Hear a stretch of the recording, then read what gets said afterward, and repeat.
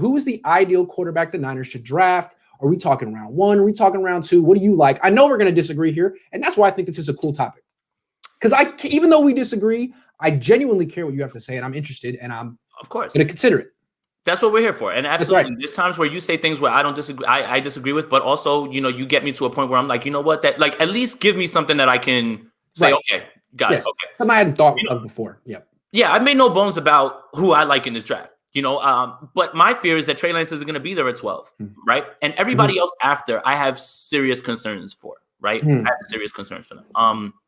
It seems like the top 4 guys for me are the safest for me, right? Okay. Like Wilson, Fields. I think Fields could play day 1.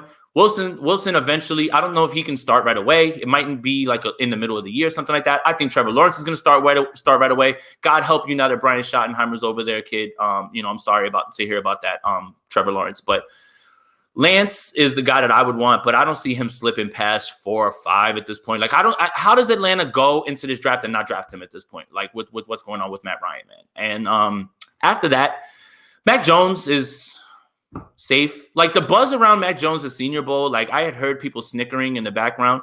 Mac Jones, dude. There's something about whatever the media is putting out there about Mac Jones and how he performed this week that makes no sense in my eyes because I watched it. I was there. Don't show me the one throw that he makes. Show me the other throws that he didn't make. He was meh. He was meh. They were calling him Mac Jones. So we're hanging out the night before, and someone walks up to us and is like, Mac's not playing tomorrow. And we were like, what? It's Alabama, right? If I send a tweet on that, sources say Mac's not playing, then Mac doesn't play, right? But we were there, and Mac didn't play. They were calling for his name in the stands. Mac. Why didn't he play? He didn't play. You know why? Why? You know why? The buzz? Bad. It only would have hurt. He's going to kill his stock more. Oh, it was an ankle. Oh, he had an ankle? Stop. Why didn't Kyle Trask play? Is it an ankle or is it an ankle? I don't know. I don't know, man. I wasn't there. No, we didn't really hear much about Kyle. Like it was more about Mac because there was this narrative out there of like, oh, look at how well Mac's doing. Dude, these are 5-yard outs. These are right in the middle of the field. Like he wasn't doing anything that was like Jamie Newman. As much as I was talking with you on it, the first day, he hits a shot in the corner of the end zone to Austin Watkins, where Austin Watkins doesn't even have to turn around. It's in his arms. Mac Jones doesn't have that in his arsenal. It was never there. This entire week, never there. I don't like Mac Jones. I try to be diplomatic because I haven't watched a ton of his film, but I don't like Mac Jones. I mean, every quarterback looks good at Alabama. Everyone. Greg McElroy. It's the best team by far. He's throwing to Devontae Smith. How much exactly? So here's the thing. How much does Mac Jones benefit from 1, Steve Sarkisian's pro-style offense, 2, Jerry Jeudy, Devontae Smith, Henry Ruggs, Waddle? This Najee Harris, the offensive line, the defense, the fact that he's always winning, he's never behind in a game. I mean, he plays the position in a rocking chair. It's just so easy.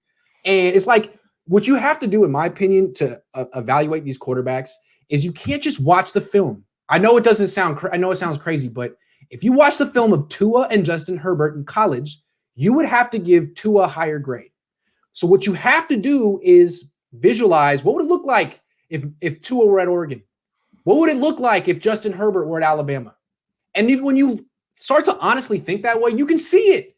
Justin Herbert, Alabama, it would have been breathtaking. It would have been unreal. The problem is Tua at Oregon, he would have been Jeremiah Masoli. He wouldn't have been all over Sports Center. He wouldn't have been all over television with these highlight plays.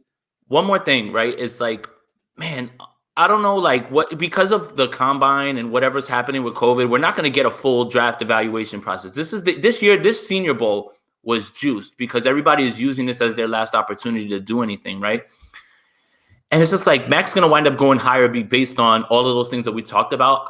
His ceiling for me is just a solid starter. Like that's it. Yep. That's all I see. Nothing. That is his ceiling. Agree. And I don't even think he's going to be I think he's a backup, but his ceiling is solid starter. So that's not a first round pick. Right. Oh my God. To me, that's a 3rd round pick. That's CJ Beathard territory. End of 3rd. He's fine. He's fine. He's a guy who's going to sit in the pocket. He'll make your throws and stuff like that. But, it's fine. Think about it. No, but what you said, not only the playmakers, not only the offensive line, the running game, the scheme.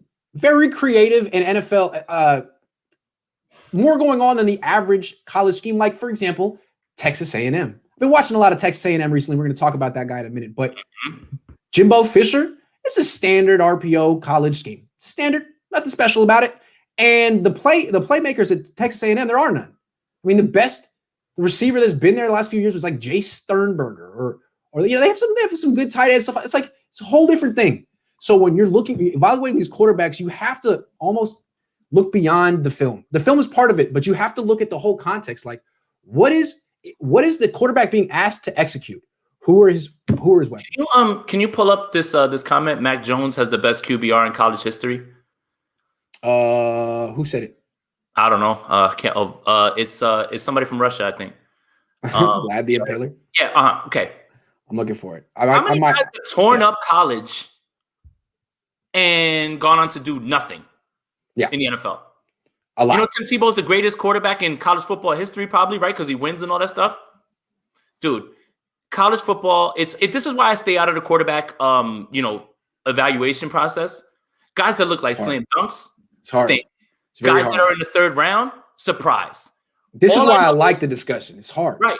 All I know is the buzz around all of the scouts that were sitting around when we were in the media room, when we were doing things and we were moving around, they were calling him Meh, M-E-H, Meh Jones. Meh. You guys need to remember, Mac Jones is popular in the media because he has highlight plays on national televised games. That's how the media does it. Scouts and teams don't care about your highlights or what you did on television. They don't care. They're going to like a guy like Kellen Mond. I'm going to talk about him in a minute. And they're going to look at a guy like Mac Jones who has these highlights. They're going to be like, those are Devontae Smith's highlights. Those are not your highlights. You're not that good. So I'm interested that they call him Mac Jones. Here's the thing. Trey Lance, the reason I don't like him, and to me, I would not do the first round pick. Well, we're going to talk about here. The thing about Lance is the lack of experience. That concerns me. Hell of an athlete. Mm-hmm. Zach Wilson, the thing that concerns me is the level of competition. Hell of an athlete. Justin Fields, the thing that concerns me, same thing about Mac Jones. Much better athlete, but he is essentially playing quarterback in a rocking chair at Ohio State. And when he does have pressure, his numbers aren't so good. So I'm nervous. I feel like all these guys beyond Trevor Lawrence have question marks, and the ones in round one make me scared. So I'm going to go like conservative here, but we're going to talk about I think you're dead on, right? And I think that's a discussion we need to have. Every single one of these top 4, top 5 guys have concerns, including Trevor Lawrence. Yeah, he does. He really does. Nobody in here is polished, like just done, right? So it depends on where your concerns are and how far that pushes people down the draft board, right? Like nobody's going to say, hey, I'm concerned about Trevor Lawrence, but I'm not taking him at 1. That's not how this works. No, but he's not bulletproof. No, he's not. He's definitely not Andrew Luck.